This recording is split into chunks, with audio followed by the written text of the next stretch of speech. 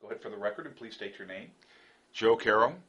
And Joe, when did you go to Tampa Catholic? 1976, I graduated. I only attended the senior year of that I was in high school. Okay. Tell me some of your fondest memories of playing under Coach Mulry. Probably the best single moment was we were in the district and playing our arch rival, Jesuit, and we were losing. We were heavily favored. We, on paper, were much better. Ricky Alfonso, who was a 4-year starter at Tampa Catholic, had been hurt. Wasn't even in the game. And it was about the 5th inning. And at that point in time, all of a sudden, Alfonso stood up and started at one end of the dugout and literally got in every single player's face and said, "There's no way in the world that we're going to lose this game. No way at this time that we're going to lose and not go on to the state playoffs." And by the time he got to the end of the bench, we had loaded the bases, and our designated hitter, Philip Polito, came up and hit a grand slam. And it was truly, it was inspirational, it was emotional, and it was really reflective of the type of ball club we had. It was a team that we had a lot of different players. We had very good players, but I didn't think we had one guy who dominated. It seemed like in every game, another guy got the big hit, made the big pitch, made the big play in the field. But that win in particular, and I thought it was truly a selfless act on Alfonso's part. He had been a star player, and he had been hurt for about a month, and could have sat on the end of the bench and moped like I've been in a lot of other dugouts. And instead, he inspired us to have hope, and great things happened as a result of it. So when we're looking at Coach Mulry's conversation in the 7th inning of his life and looking at his reflections, as you reflect today, what inning in life are you in?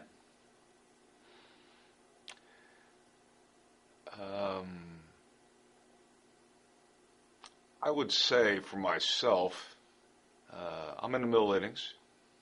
Some days I think I'm in the 3rd inning, and some days I think I'm in the 7th inning. But overall, I would say in the middle innings. Different things occur daily in my life. I know I've become a lot more reflective, just like Pete has, since certain occurrences happen in midlife that just seem to have a different perspective because you have more experience in life. I think I've got a lot of game left to play, and every day for me is an adventure. And as you well know, baseball is a game without a clock. So the 7th inning could last an awful long time for Pete, and the 5th inning may last an incredible length of time for me. So, well said. In looking back at some of the life lessons, that you've learned on the field, how have you applied them in your day-to-day life? Probably the biggest thing that struck me when I transferred there was the attitude difference. I came from another program. We had good players in the other program, but the expectations when I were at Tampa Catholic, we weren't there to win a game. We weren't there to win a district game. We're there to win a state championship. That was the only reason why we went on the field, and that was from day one.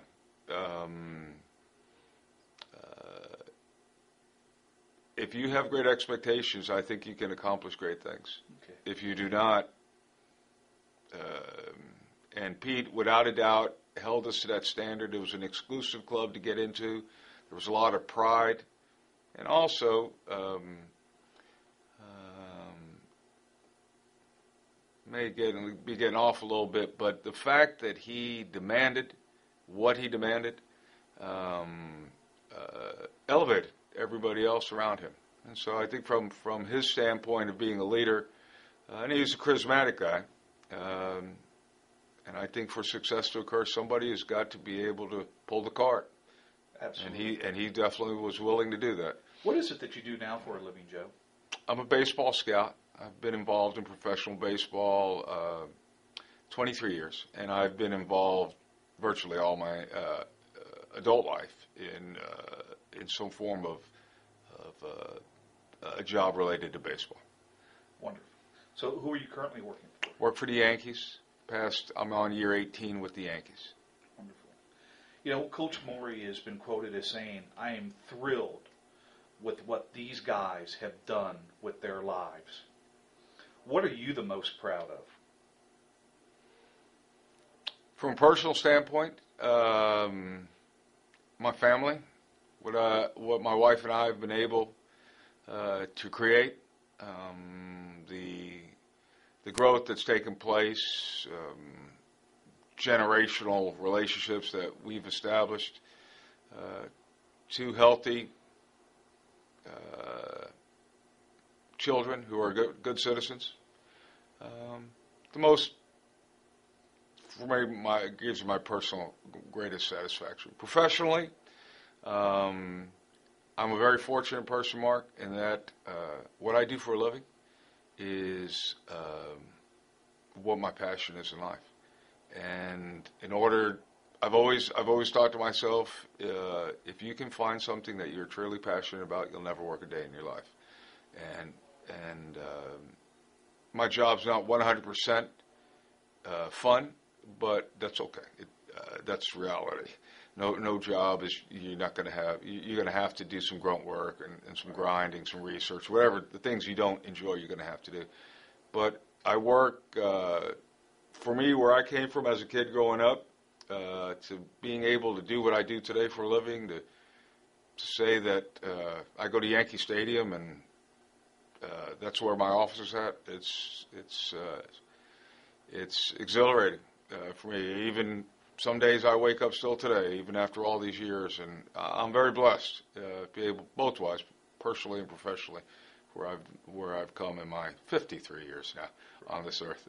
If there were one thing that you would like to thank Coach Mulry for, what would that be? I think for me personally, I had that one year with Peter J. And from that year, the greatest things that have happened to me is the lifelong friendships with players and with Peter J. Moore. He and I have maintained a friendship, and the last 15 years or so have really embraced each other in our relationship. We spend time together. He's opened my eyes up to things. He's an interesting human being. He's a curious guy. He's got a lot of different things that he's read upon, that he has opinions upon. So I feel I'm a better person because I know him. It's no surprise to you, I guess, then, that anything that he really does, he's a success at. I don't think so. He's, well, first off, he's intelligent, but even beyond intelligence, he has a tremendous drive, perseverance. And I know people who are bright, but they lack desire. Pete grew up, as you know, in Jersey, New Jersey, in a little tougher area. I think a lot of guys who played in my era, who played for Pete, came from similar backgrounds, very hard-working families that were trying to overcome poverty and trying to work their way up the ladder. And he retains those values that his mother and his father taught him.